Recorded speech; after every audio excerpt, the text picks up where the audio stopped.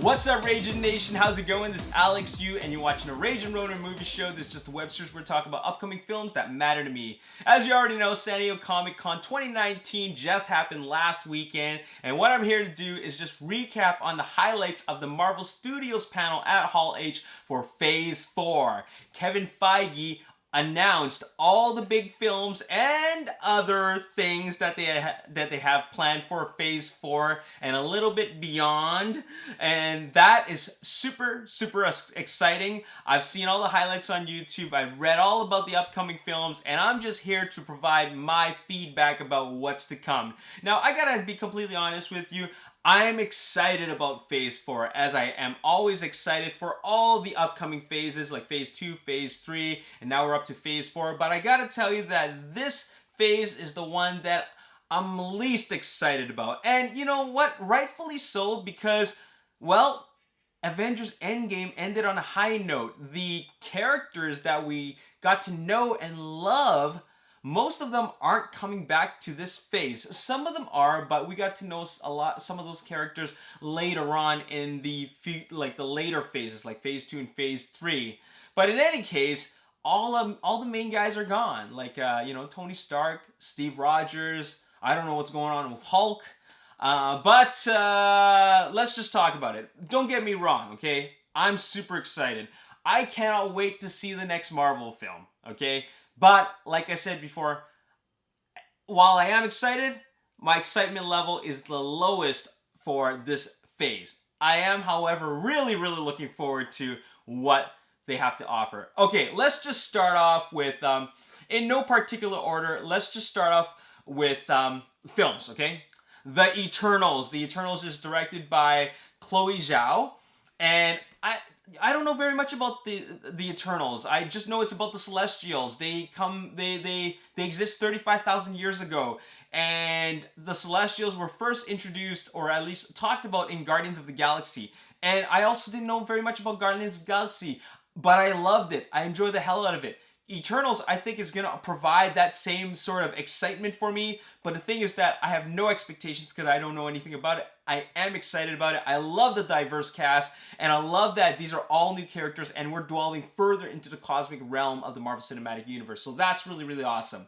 Shang-Chi and the Legend of the Ten Rings. Finally, we are going to get the Mandarin that the fans deserve, because what Ben Kingsley gave us was not the Mandarin, but I still respect and acknowledge and appreciate what he provided, because I still enjoyed Iron Man 3 a lot. I really liked that movie. I thought it was a great film, but it wasn't the Mandarin. So now we're getting the Mandarin, and he's going to be played by Tony Leung. Wow! I love Tony Leung. He's a great and amazing actor. He's an amazing Hong Kong actor, and I couldn't believe that they really reached out that far to get the right Mandarin. So that's very awesome. I don't watch Kim's Convenience, but they got Simu Liu as Shang-Chi, which is awesome. Someone that I didn't really expect, because I never even heard of him. I was thinking maybe another actor, like maybe Louis Tan, who played a Shatterstar in Deadpool 2. Right? Or Donnie Yen even. I don't know, Mike Moe, who plays Bruce Lee in Once Upon a Time in Hollywood. So I wasn't expecting that, but it's great to see. They've found their Shang-Chi, and it's great to see the first big Asian American or Asian superhero, Chinese superhero. So that's really exciting. That will be directed by Daniel Cretton. Okay. Doctor Strange and the Multiverse of Madness. Scott Derrickson is back. I love the Doctor Strange, the very first film. This is the second one. This one looks like we're gonna be visiting more of that mirror dimension and beyond, the multiverse. And Scott Derrickson said that this is going to be the first scary Marvel Cinematic Universe film, and that's awesome, because I love to see more different genres being not necessarily introduced per se, but us being taken to different genres. Like Ant-Man was more like a heist film, so I like that they did that, and it didn't always have to feel like an end of the world type of big battle type of thing, right? So it's really cool that they're doing different things. And Scott Derrickson is no stranger to horror films. Like, he's really done a lot in those horror genres, so great to see that's going to be happening. What other movies coming out? Oh yeah, okay, this is a big one. Thor: Love and Thunder, the only film in the Marvel Cinematic Universe with the... I cannot say that it's the fourth one because Avengers has 4 films. Well, this will be the other film with 4 films. Thor: Love and Thunder. Tessa Thompson is back as Valkyrie. Thor obviously going to be played by Chris Hemsworth. And then Natalie Portman is coming back as Jane Foster. Now, here's the crazy part.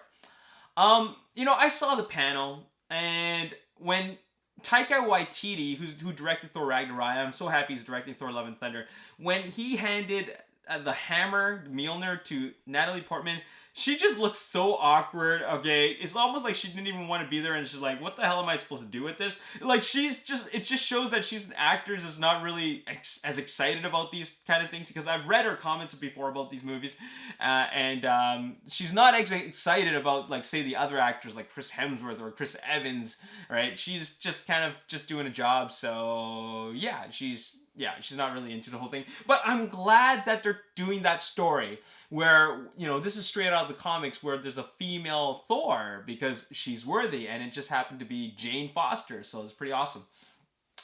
Finally, the movie that's filming right now, and the movie that's going to come first, and that's May 1st, 2020, that's going to be directed by Kate Shortland, Black Widow. I'm really looking forward to that. I'm looking forward to that the most, actually, because we got to meet Black Widow 10 years ago. I mean, Black Widow will be coming out in 2020, but we saw Black Widow for the first time in 2010. 2010, that's 10 years. Now she's getting her own film. That's really, really awesome. They showed some footage from the filming. Of course, it's not available online, but it's the description for it read really, really awesome. And yeah, I'm super excited. Taskmaster is going to be the villain in this one.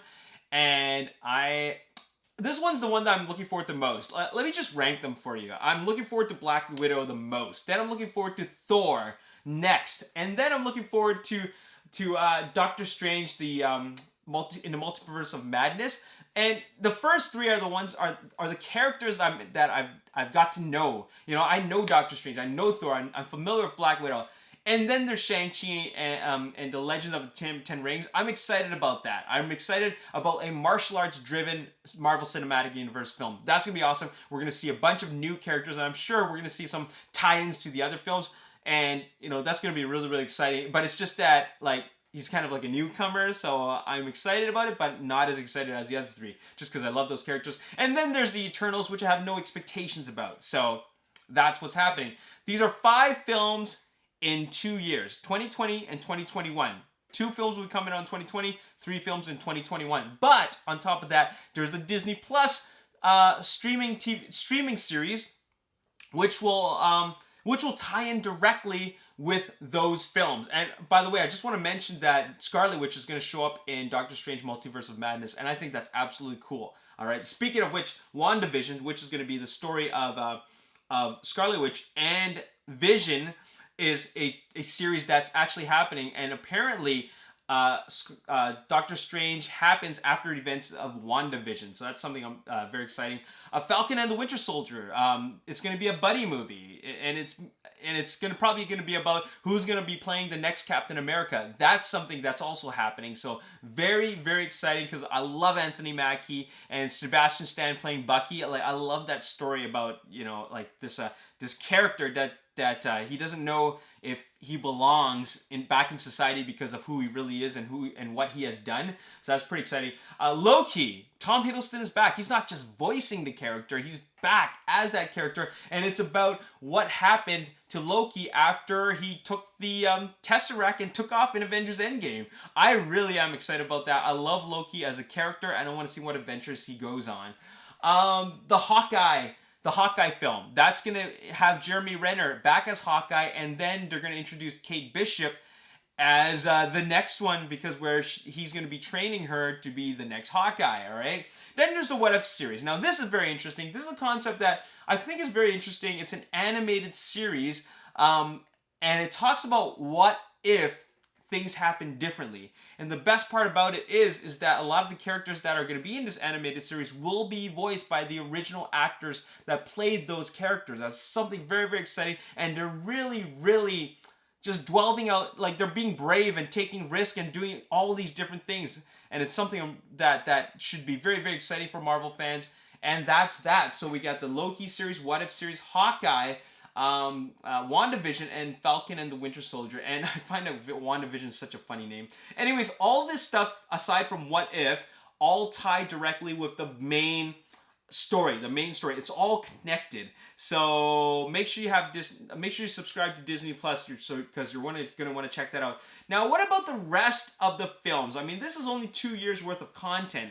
That's a pretty short phase. Now, Kevin Feige did say that, you know, this is what they have for now, but it could change. I don't really think it's going to change or even change that much at all. Like, if they're going to change anything, it won't change that much. And they might move things around, or they just might add something in. But in any case, this is pretty solid, but it's only 2 years. What about the rest of the films? Because, well, keep in mind that there's more. For example, there's a Black Panther 2, directed by Ryan Coogler.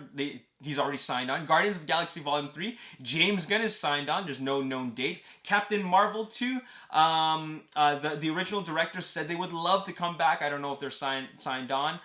So those 3 are for sure. Then Kevin Feige dropped that Fantastic Four is happening.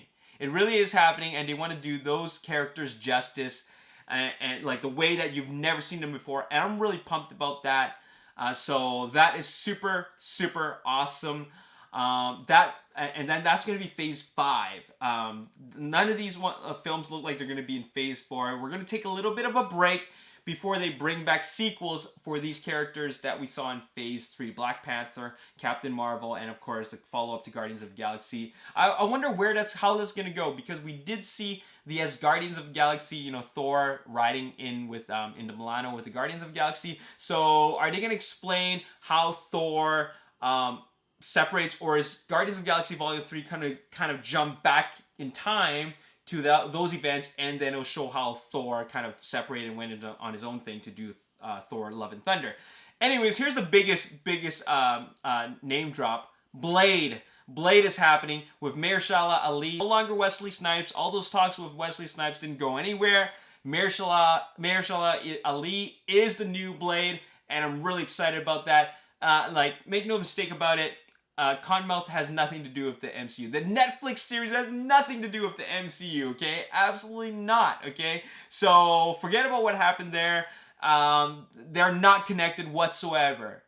The characters in the Netflix series say they're connected, but the MCU does not acknowledge those series. So keep that in mind.